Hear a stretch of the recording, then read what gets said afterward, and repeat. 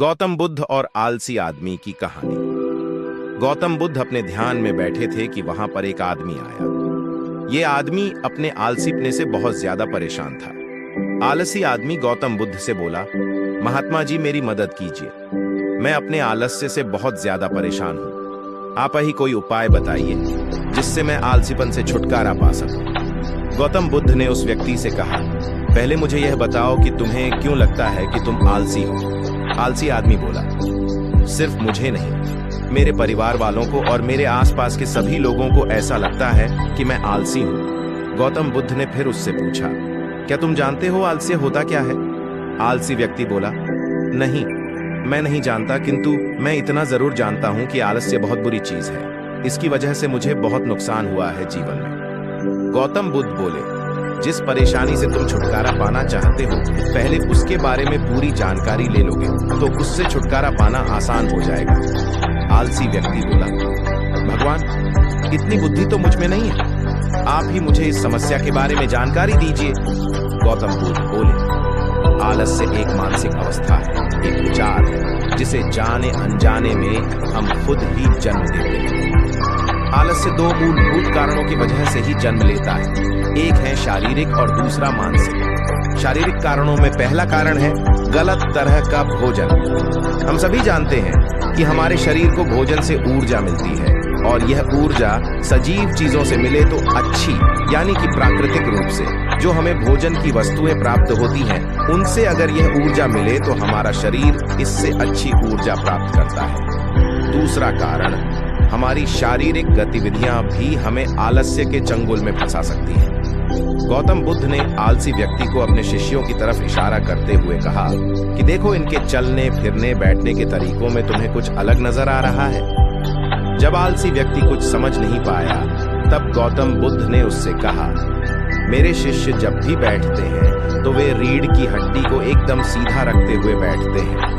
चलते हैं तो उनके दोनों पैरों के बीच अच्छे से संतुलन बना रहता है और जब वह सोते हैं तो उनका शरीर एकदम शिथिल रहता है। ऐसा करने से उन्हें रात्रि में एकदम सही तरीके से नींद आती है। आलसी व्यक्ति बोला, लेकिन नींद तो आलस्य का की एक स्वरूप है। बुद्ध बोले, हाँ, अगर उसे ज्यादा मात्रा में लिया जाए तो। बुद्ध ने इस बात को आगे बढ़ाते हुए कहा, नींद कम मात्रा में लोगे तो तुम्हें अगले दिन थकान महसूस होगी और ऐसा करने से ज्यादा आलस्य शरीर में आएगा। नींद ज्यादा लोगे तब भी यही परिणाम होगा। इसीलिए नींद को ना ज्यादा ना कम, एकदम सही मात्रा में लेना अति आवश्यक है। आलसी व्यक्ति बोला, हाँ, ये तो मैंने भी अनुभव किया है। बुद्ध बोले, अब मानसिक कारणों के बारे में जान लो। मानसिक कारणों में सबसे पहले है हमारी पुरानी गलत धारणाएं। अक्सर ऐसा होता है कि हम पहले जिन कामों में असफल हो चुके हैं, हमारे अंदर ऐसी भावनाएं बन जाती हैं कि हम उस काम में हमेशा असफल होते रहेंगे, जिस वजह से हमें उस काम को करने में आलस आता है। ऐसी धारणाओं से छुटकारा पाने का एकमात्र उपाय यह है कि हमें अपने मन को यह समझाना चाहिए कि पिछली बार हम जब उस काम में असफल हुए थे तो हम उसके बारे में जितना जानते थे, अब हम उस काम के बारे में उससे ज्यादा जानते हैं, क्योंकि असफल होने के बाद हम उससे काफी कुछ सीखे भी हैं। बुद्ध बोले, दूसरा कारण है आलसी और कामचोर लोगों की संगत। कई बार ऐसा होता है कि हम आलसी नहीं होते, मगर जिनके साथ हम रहते हैं हम उन जैसे बनने लगते हैं। इससे छुटकारा पाने का उपाय बहुत सरल है। कामचोर और आलसी व्यक्तियों से दूर रहो। ऐसे व्यक्तियों की संगत में रहो जो अपने काम को बड़ी लगन से करते हैं और तुम्हें कुछ सिखा पाए। गौतम बुद्ध ने तीसरा कारण बताते हुए कहा, यह कारण आलस्य के लिए सबसे बड़ा कारण है, काम को कल पर टालते रहना। यह कारण इतना शक्तिशाली है कि किसी भी व्यक्ति को बर्बाद कर सकता है। इससे बचने का सबसे आसान उपाय यह है कि जो काम जितनी जल्दी संभव हो उतनी जल्दी कर दिया जाए। गौतम बुद्ध ने आलसी व्यक्ति से एक सवाल पूछा, मान लो तुम किसी रेगिस्तान में फंस गए हो और तुम्हें प्यास लगी है तो तुम क्या करोगे? आलसी व्यक्ति बोला, मैं जल्दी ही रेगिस्तान के आसपास कोई गांव की तलाश करूंगा या ऐसी जगह की तलाश करूंगा जहां पर मुझे पानी मिल सके।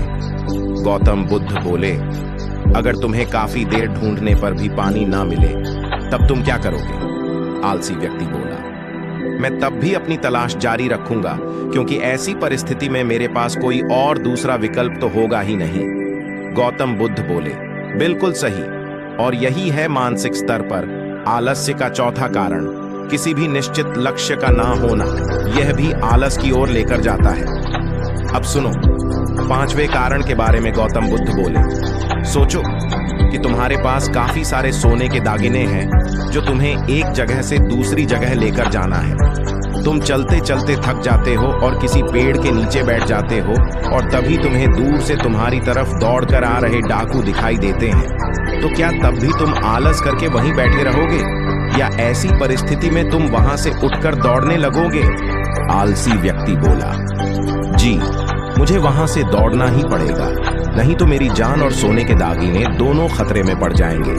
बुद्ध बोले, यानी कि तुम्हारे पास एक ठोस वजह होगी दौड़ने के लिए।